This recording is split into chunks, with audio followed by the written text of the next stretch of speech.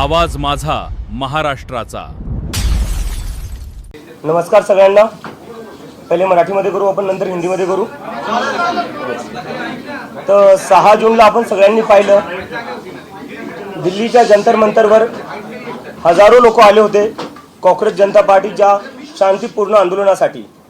याच्यावर एक गोष्ट सिद्ध झालेली आहे आता की या देशाचा जो तरुण आहे, जो यूथ आहे, तो आता घाबरणार नाहीये, तो आता मागे सरकणार नाहीये। नीटच्या परीक्षेत आतापर्यंत 6-7 विद्यार्थ्यांनी आत्महत्या केलेली आहे। सीबीएसईचे जे 17 लाख स्टुडंट्स आहेत त्यांचं फ्युचर अफेक्ट झालेले आहे। एसएससी जीडीचे अजून 16 लाख स्टुडंट्स आहेत, त्यांचं फ्युचर अफेक्ट झालेलं आहे। असं एकंदरीत पाहिलं तर आपण एसएससी जीडी, नीट, सीबीएसई आणि सीयूईटी हे स्टुडंट जर बघायला गेले तर 1 करोडपेक्षा जास्त स्टुडंट्सचे फ्युचर अफेक्ट झालेलं आहे।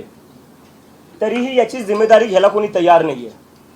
त्यासाठी आम्ही 6 जूनला जंतर मंतरवर आंदोलन केलं होतं आणि आम्ही डिमांड केली आहे की धर्मेंद्र प्रधान यांनी तुरंत रेजिग्नेशन दिलं पाहिजे, कारण की जिम्मेदारी घ्यावं लागलं। देशातले 5-6 स्टुडंट जे उद्या जाऊन डॉक्टर बनले असते, ज्यांनी दुसऱ्यांचे प्राण वाचवले असते, आज त्यांनाच त्यांचा जीव द्यावा लागलाय। कशामुळे? सिस्टमच्या फेलियरमुळे।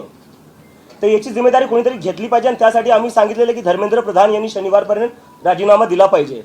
राजीनामा जर नाही झाला तर आम्ही देशव्यापी आंदोलन सुरू करणार आहे आणि त्याची सुरुवात उद्या पुण्यापासून सुरू होणार आहे। पुण्यात उद्या 4 वाजता आम्ही आमचा शांतीपूर्ण प्रोटेस्ट करणार आहे आणि त्यानंतर आम्ही लखनौ, अमृतसर, जयपूर, बँगलोर इथेही आम्ही प्रोटेस्ट करणार आहे।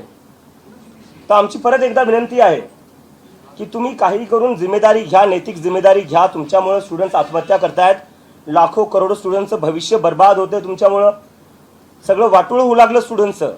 याची कोणीतरी जिम्मेदारी घ्यायला पाहिजे। देशात आज अकाउंटेबिलिटी राहिली कुठे? स्टुडंट्स ओरडू लागले, थकून चालले, पेपर लीक होऊ लागले, सर्व्हर डाऊन होऊ लागले। कोण जिम्मेदारी घेणार याची आणि कधीपर्यंत असं चालणार आहे? ते आमची परत एकदा मागणी आहे की धर्मेंद्र प्रधान यांनी त्वरित राजीनामा दिला पाहिजे आणि जर ते राजीनामा नाही देणार तर देशव्यापी आंदोलन होईल आणि त्यानंतर 20 तारखेला देशव्यापी सगळ्याच जागी मी स्वतः जाऊन प्रोटेस्ट करेल आणि तिथे जाऊन लोकांना आवाहन करेल की सगळ्यांनी दिल्लीला या। जर धर्मेंद्र प्रधान यांचा राजीनामा नाही झाला तर 20 तारखेला दिल्ली येथे सगळ्या देशातला तरुण येईल आणि धर्मेंद्र प्रधानचा राजीनामा घेतल्याशिवाय वापस जाणार नाही। धन्यवाद।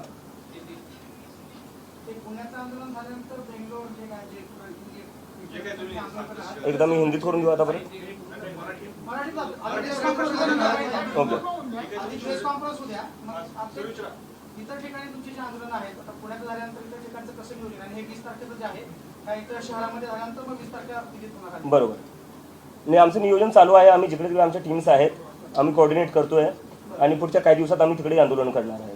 आणि तुम्हाला काही कॉन्टॅक्ट आला का केंद्र मंत्र्याकडून किंवा मंत्रालयाकडून? काही कॉन्टॅक्ट केला आहे? कॉन्टॅक्ट नाही, आम्हाला राजीनामा पाहिजे। कॉन्टॅक्टचं आम्ही काय करणार? नाही, डायलॉग एकच झाला। आमचे अकाउंट बंद केले, आमचे सोशल मीडिया हॅक केले। ते नसते केलं तर मला अमेरिकेवर नाही याची गरज पडली नसती।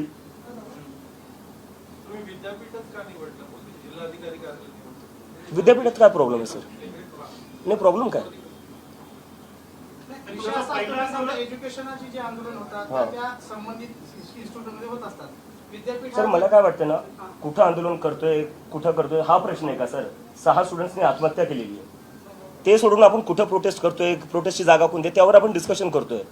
काय अर्थ आहे या सगळ्या गोष्टींना सर? प्लीज म्हणजे मुद्दे आपला जो मुद्दा आहे त्याची सेन्सिटिव्हिटी समजून घ्या सर। नाही, मी समजतोय।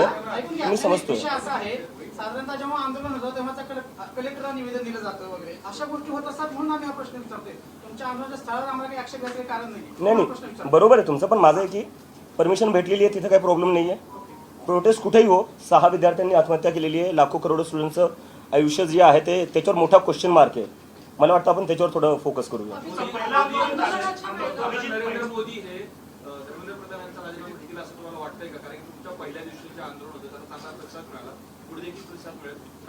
मला असं वाटतं जर ते रशिया युक्रेनचं वॉर थांबवू शकतात तर राजीनामा ते घेऊ शकतात। आम्ही 20 तारखेला आता दिल्लीत जाणार आहे, त्याच्या आधी आम्ही देशभर आंदोलन करणार आहे। हां, आम्ही आता परत सांगतोय 20 तारखेला दिल्लीत होणार आहे, आधी त्याच्या आधी आम्ही देशभर आंदोलन करणार आहे।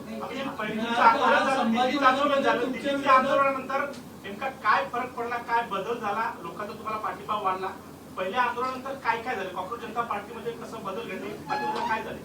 पहिल्या आंदोलनात तिथे जाऊन मला कळलं की देशभरातून तिथं लोक आलेली होते म्हणजे सिक्कीमवरनं लोक आली होती, जम्मू काश्मीरवरनं लोक आली होती, केरळावरनं लोक आली होती, तमिळनाडूवरनं आली होती, काही लोक ओडिसावरनं आली होती, बंगालवरनं आली होती. आणि त्याच्यानंतर त्यांचं असं झालं की आता हे देशभर वाढलं पाहिजे. म्हणजे मला तिथं भरपूर जे सगळे तरुण जे आलेले होते देशभरातून, त्यांनी मला सांगितलं की तुम्ही देशभर करा. आणि त्याच्यामुळे आम्ही आता वेगळ्या वेगळ्या राज्यात करणार आहोत. आंदोलन दाबण्याचा प्रयत्न होतोय, काही धमकीचं फोन किंवा घरच्यांना असं काही थ्रेटनिंग असं काही होतं? म्हणजे हे तर चालूच आहे, माझ्या घरच्यांना धमक्या भेटताच आहेत, ते चालूच आहे. आणि मला आता सोशल मीडियावरही आता म्हणजे इथे येण्याआधी मला म्हणलं तू ये प्रेस कॉन्फरन्सला, आम्ही कॉक्रोच मारण्यासाठी हिट घेऊन ठेवलेला आहे. तर अशा प्रकारच्या धमक्या चालूच आहेत.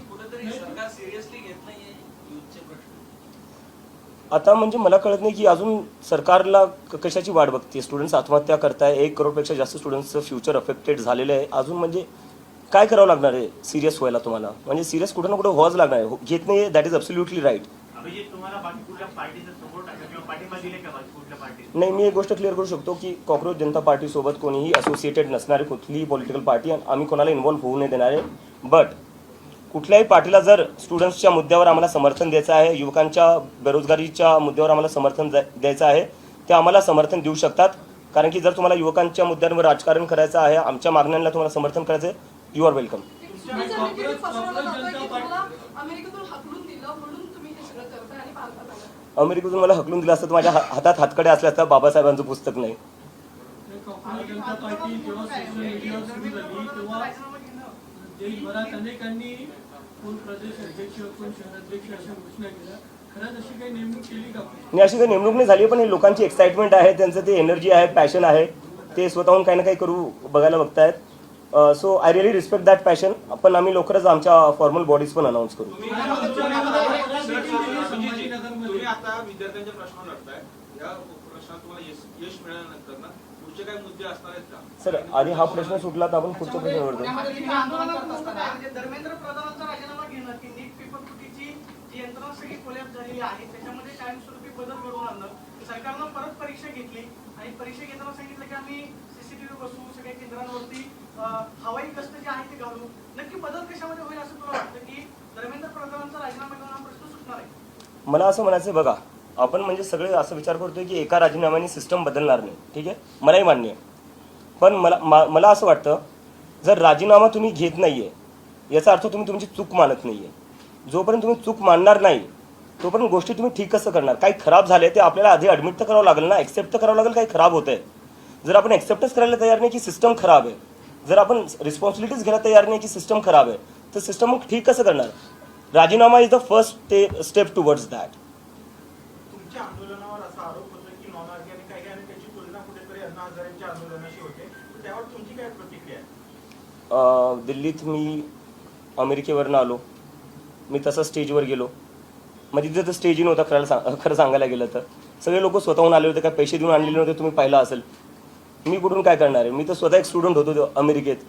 तर हे सगळे जे आहे ना म्हणजे डिस्ट्रॅक्ट करायच्या गोष्टी चालू आहे.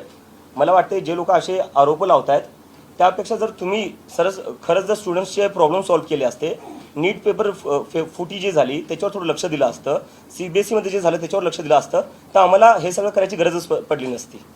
दिल्लीमध्ये आंदोलन करताना तुम्हाला देशातल्या इतर अनेकांनी पाठिंबा दिला, ते तुमच्यासोबत आलेले होते. पुण्यामध्ये आंदोलन करताना असे पुण्यातले कोणते घटक आहेत, कोण व्यक्ती आहेत की तुमच्या आंदोलनाला तुम्हाला सपोर्ट देण्यासाठी आलेले आहेत? आता हे आंदोलनाचं आयोजन करताना तुम्ही कोणासोबत कोऑर्डिनेट करतात, कोणाशी चर्चा करतात? ही मंडळी कोण आहे की तुमच्यासोबत पुण्यामध्ये भक्कमपणे उभे राहिली? नाही, पुण्याचे जेवढे काही स्टुडंट्स युनियन्स आहेत ते सगळे MPSCचे असो, पुणे युनिव्हर्सिटीचे असो, ते सगळेच आमच्या सपोर्टमध्ये आहे. बाकी आम्ही एक लवकरच प्रेस रिलीजमध्ये बाकी सगळी इन्फॉर्मेशन टाकून देतो. सोशल मीडियाचे फॉलोअर्स आणि आंदोलनात सहभागी होणारे फॉलोअर्स याच्यात काय खूप फरक जाणवतोय, कशामुळे जाणवतो? सर, नाही, पहिले जेव्हा हे सुरू झालं होतं 15 तारखेला, 15 मेला सुरू झालं होतं कॉक्रोच जनता पार्टी, तेव्हा भरपूर लोक बोलत होते की हे सोशल मीडियापुरतंच राहणार आहे, जमिनीवर कुणी येणार नाही. आपण 6 जूनला पाहिलं जमिनीवर काय झालं, पूर्ण जंतर मंतर भरलेलं होतं. तर याच्यात कोणी मिसअंडरस्टँडिंगमध्ये राहू नये की हे आंदोलन जमिनीवर चालणार नाही.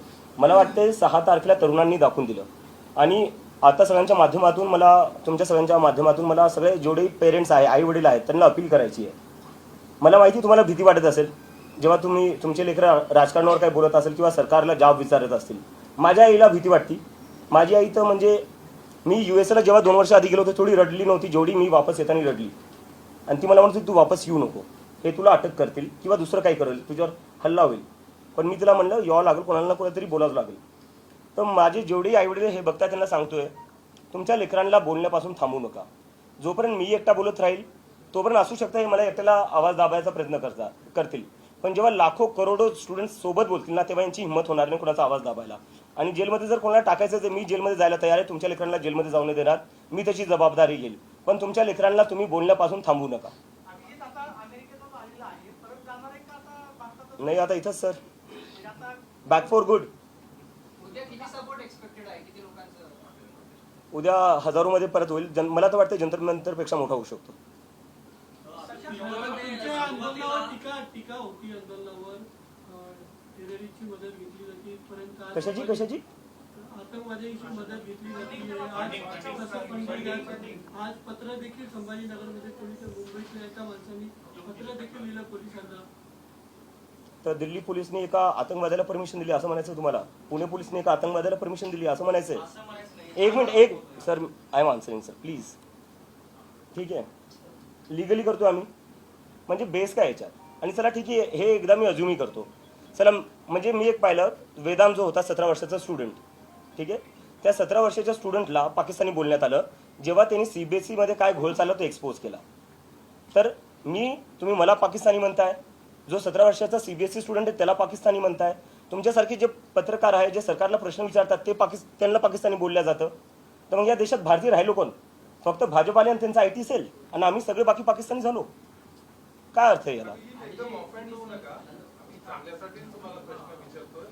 तर आता तुमच्याकडे आता तुम्ही युथ आहात, तुम्ही भारताचे भविष्य, पण तुम्ही फक्त ह्या धर्मेंद्र प्रधानच्या याच्याबद्दल बोलताय, पण तुमच्याकडे तुमची काय मॉडेल्स ऑपरेटिंग, पुढे भविष्यासाठी तुमचे काय प्लॅन्स ते सांगत नाही सर. 15 दिवस झालेत सुरू होऊन, 15 दिवस झाले सर. युथनी भारताला हेच मिळवून दिलं, इंडिपेंडन्स. किती वर्ष लागले होते सर? 2 वर्षाचं नाही, त्यांनी ते लढले म्हणून भेटले. हो, पण किती वर्ष? ठीक आहे ना. आम्हाला 15 दिवस झाले सुरू होऊन. अभिजित, तुम्ही मध्ये एक की आता तुम्ही इकडे थांबणार आहात, जाणार नाही. Yes. तुम्ही अमेरिकेत नेमकं कशासाठी होता? नोकरी होती, शिक्षण होतं, ते संपलं का? आणि त्यानंतर आता भारतात येऊन परत कायमस्वरूपी राहणार, तर काय प्लॅन आहे? माझं मास्टर्स चालू होतं, मी मास्टर्ससाठी गेलो होतो, आणि आता मी जॉबसाठीच अप्लाय करत होतो. हे 15 दिवसाआधी माझं म्हणजे हे होतं की अमेरिकेत मी बेटर ऑपॉर्च्युनिटीसाठी गेलो होतो, तिथं सेटल व्हायचं होतं, आणि जॉब्सचं अप्लाय पण करत होतो. आणि जेव्हा हे सगळं झालं, थोडं माझं आर्टिकल्स आले इंटरनॅशनल मीडियामध्ये पण, त्यानंतर मला जॉब्सची ऑफर पण भेटल्या. पण बरेचसे कॉक्रोच जनता पार्टीचे कॉक्रोचेस होते, ते सारखे म्हणत होते आपल्याला हे आंदोलन पुढे घेऊन जायचं आहे, आता आपल्याला हे सोशल मीडियापुरतं लिमिटेड नाही ठेवायचं आहे. त्यामुळं मग मी कुठं ना कुठं मला एक रिस्पॉन्सिबिलिटी होती माझ्यावर, मी सुरू केलेलं, त्यामुळं की मला कुठं ना कुठे देशात वापस यावं लागेल, आणि त्यामुळे मी आता इथं आलोय. भीती होती त्यांना? हां, एक भीती होती कॉक्रोच जनता पार्टीची आता राजकीय स्थापना झाली का? काय झालं पुढे? काय नाही, ही एक मुवमेंट आहे सर, ही एक मुवमेंट आहे. आणि मी परत तुमच्या सगळ्यांना रिक्वेस्ट करतो, मी ऑफेंड नाही होते सर, मी रिक्वेस्ट करतो, कारण की 15 दिवस झाले. 15 दिवसात तुम्ही कसं काय आमच्याकडून अपेक्षा करू शकता की आमच्याकडे सगळेच प्रश्नांची उत्तरं असू शकतात, किंवा आमच्याकडे पूर्ण सिस्टम तयार असू शकतं? नाही, नक्की करू सर. पण दुसरा प्रश्न असा येस, अमेरिकेतून राहून आलेत, आम्ही अनेकदा बघतो अमेरिकन असं बोलतात आपल्या देशाबद्दल, वेगवेगळे असे चर्चा होतात. खरंच अमेरिकन काय विचार करतात तो भारतीयांबद्दल? नाही, तसं तर म्हणजे नेमकं विचारायचं काय? चर्चा भारताबद्दल नाही, भारताबद्दल चर्चा होती, कारण की जर अमेरिकेत बघायला गेलं, अमेरिकेची जी IT, खूप चांगला प्रश्न विचारला, याच्यावरून मला आठवलं. अमेरिकेची जी IT आहे, IT इंडस्ट्री, ते सगळे भारतीय चालवतात. सिलिकॉन व्हॅली जी आहे, तिथं सगळ्या मोठ्या पोझिशन्सवर सगळे भारतीय आहेत. अमेरिकेत जर हायेस्ट पेईंग कम्युनिटी कोणती आहे, ती भारतीय आहे. तर असं नाही की आपल्या देशात टॅलेंट नाही आहे, आपल्या देशात खूप टॅलेंट आहे. आपल्या देशात टॅलेंट इतकं आहे की युरोप असो का अमेरिका, तिथं सगळ्यात हायेस्ट पेईंग जॉब्स जे आहे ते भारतीयला भेटतात. पण आपल्या देशात काय होतंय? आपल्या देशात ती ऑपॉर्च्युनिटी आणि प्लॅटफॉर्म का नाही भेटत आहे, जो बाहेर देशात भेटतोय? नीटचा पेपर जो फुटला, त्याला जबाबदार कोण आहे? म्हणजे NTA चा संपर्क मराठवाड्यातल्या अनेक क्लासेस चालू झाला. पेपर होण्याच्या आधी 10 दिवस त्यांच्याकडे पेपर होता. NTA मधले जे तज्ज्ञ असतात, त्या तज्ज्ञांनी ते प्रश्न जे आहेत ते क्लासेस पर्यंत पोहोचवलेले होते. हे नक्की गळती कशी झाली? म्हणजे सरकारचे फेल्युअर आहे की NTA मधले याच्यामध्ये दोषी आहेत, त्याच्यामुळे मग NTA कर्मचारी अधिकाऱ्यांवरती कारवाई करा? सरकारच्या आतल्या लोकांशिवाय कोणतीच गोष्ट लीक नाही होऊ शकत. आणि मला वाटतं त्यामुळेच एज्युकेशन मंत्रालयात थोड्या दिवसाआधी आग लागली होती. आता मला आता निघायचं, हिंदीमध्ये मी करतो. अमेरिकेत शिक्षण घेतलंय, तिथली समजा एज्युकेशन प्रणाली जवळ पाहिली, इथली पाहिली, काय बदल व्हायला पाहिजे, काय झालं पाहिजे, काय? सर, त्याच्यावर आपण नंतर बोलू. आता आपण मुद्द्यावर नाही, मला एकदा आता हिंदी जो पेपर फुटेज मी हिंदीत बोलतोय. मला मला मला टाइमाचं लिमिटेशन है. 6 तारीख को दिल्ली के जंतर मंतर पर आंदोलन हुआ था. हम सबने देखा दिल्ली के जंतर मंतर पर किस तरह से हमारे शांतिपूर्ण आंदोलन को समर्थन मिला. पूरा जंतर मंतर भर गया था. इससे ये साबित होता है कि इस देश का युवा अब इस सरकार से डरता नहीं, वो सवाल करेगा. और हम आज फिर से रिक्वेस्ट करते हैं एजुकेशन मिनिस्टर धर्मेंद्र प्रधान से, वो रिज़ाइन कर दे. अगर वो रिज़ाइन नहीं करते हैं तो अब हम देश भर आंदोलन करने जा रहे हैं, जिसकी शुरुआत कल पुणे से हो रही है. कल पुणे यूनिवर्सिटी में सभी लोग, सभी छात्र एमपीएससी के हो, नीट के हो, सभी छात्र आएंगे और एक बहुत बड़ा आंदोलन करेंगे और हम धर्मेंद्र प्रधान का रेजिग्नेशन की डिमांड करेंगे. इसके बाद लखनऊ, अमृतसर, जयपुर, बेंगलोर जैसे जगह पर भी मैं खुद जाकर आंदोलन करूंगा और ये आंदोलन पूरी तरह शांतिपूर्ण होगा और डेमोक्रेटिक होगा. और इसके बाद भी अगर धर्मेंद्र प्रधान रिजाइन नहीं करते हैं तो हम सब इस देश के युवा दिल्ली में फिर से 20 तारीख को जंतर मंतर पर आएंगे और धर्मेंद्र प्रधान का रेजिग्नेशन लिए बिना नहीं लौटेंगे. और मैं आखिर में ये कहना चाहता हूँ सभी लोगों से, सभी स्टूडेंट से, सभी युवाओं से, अब हमें सबको मिलकर आवाज़ उठानी पड़ेगी. जब तक ये लोग हमारी बात नहीं सुनते हमें सबको साथ में आना पड़ेगा. कब तक इस देश में स्टूडेंट सुसाइड करते रहेंगे, कब तक इस देश में पेपर लीक होते रहेंगे, कब तक इस देश में सर्वर डाउन होते रहेंगे और उसके बाद भी मंत्री अपनी कुर्सी पर बने रहेंगे. अगर आपकी एक गलती हो जाए आपका फ्यूचर बर्बाद हो जाएगा. अगर आप कंपनी में कोई एक गलती कर दो आपकी जॉब चली जाएगी. लेकिन यहाँ गलतियों पर गलतियाँ हुई जा रही है, लेकिन फिर भी रेजिग्नेशन नहीं हो रहा है. तो हमें कहीं ना कहीं इस देश में अकाउंटेबिलिटी फिक्स करनी पड़ेगी और उसके लिए सभी लोग हमारे आंदोलन को सपोर्ट करें. Thank you.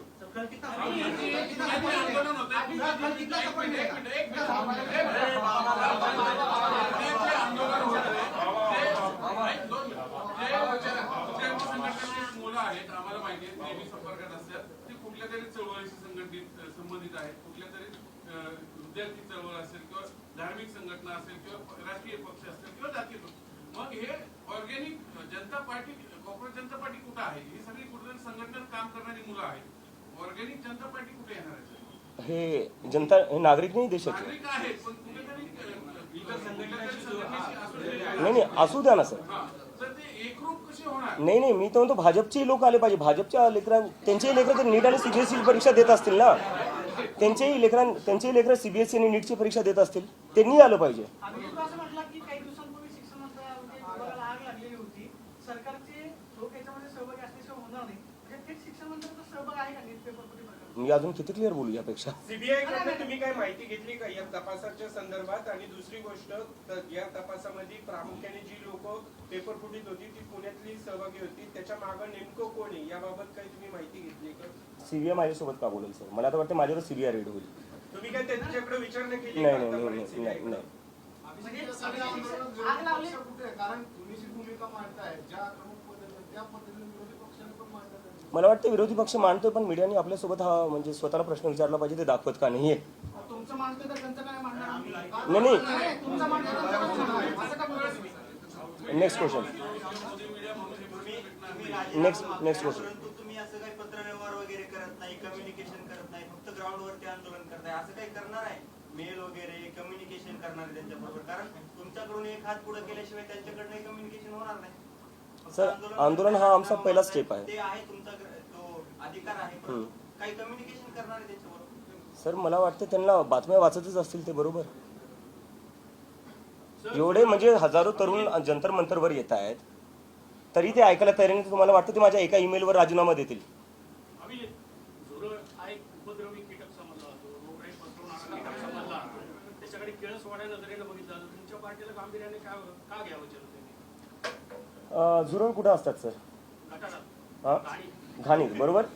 तर मग याचा अर्थ आपलं देशातलं सिस्टम जे आहे ते घाण झालं, त्याच्यामुळे झुरळ बाहेर येत आहेत.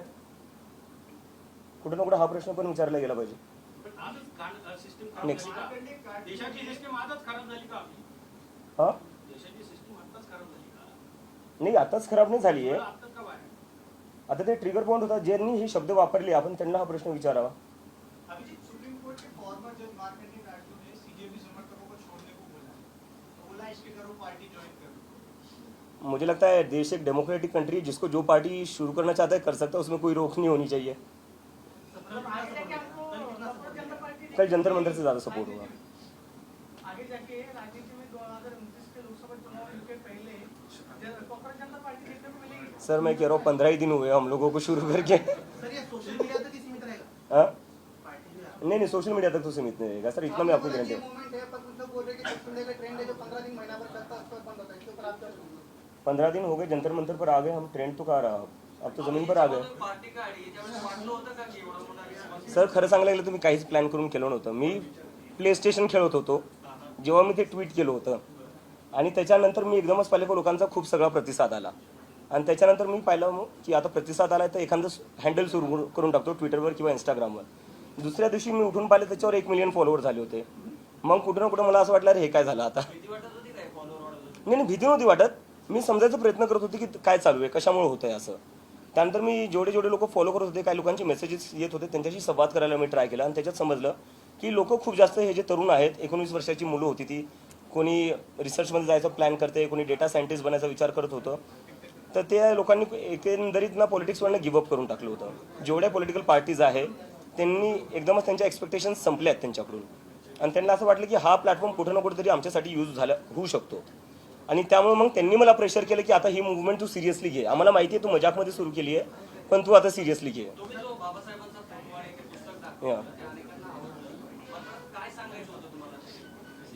त्याच्याने मला हे सांगायचं होतं ही जी मूवमेंट आहे ती संविधानाच्या हद्दीत राहूनच चालेल आणि संविधानाचं पालन करूनच चालेल. Okay thank you.